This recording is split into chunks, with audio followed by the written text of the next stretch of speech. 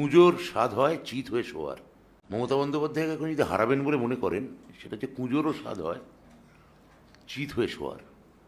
এই প্রবাদ ছাড়া আমার আর কিছু বলার নেই। আর যদি জয় শ্রীরাম আর এগুলো হয়, সম্প্রতি মাননীয় প্রধানমন্ত্রী জয় মা কালী বলে তিনি জয় মা কালী বলে একটা চিঠি পাঠিয়েছেন, এবং আমরা জানি অতীতে বাংলার ডাকাতরা যখন আসতো কোনো গৃহস্থ বাড়িতে ডাকাতি করতে, তা শুরুতে লেখা থাকতো জয় মা কালী। আমরা যদি বিশু ডাকাত, রঘু ডাকাত এদের যদি গল্প পড়ি, তাহলে দেখবেন তারা গৃহস্থ বাড়িতে চিঠি পাঠাতো, চিঠির ওপর লেখা থাকতো জয় মা কালী বলে তারা সেই বাড়িতে ডাকাতি করতে যেত। যে অমুক দিন অমুক সময় আমরা অমুক যে হে গৃহস্থ অমুক অমুক মানুষ, আপনার বাড়িতে আমরা ডাকাতি করতে যাব, আপনাকে আগে থেকে সতর্ক করিলাম, অত ঘোড়া পেটি যদি আমাদের বা স্বর্ণমুদ্রা এবং মোহর যদি আমাদের না দেন, এই বলে বিশু ডাকাত রঘু ডাকাতরা বাংলার গৃহস্থ বাড়িতে ডাকাতি করতে যেত।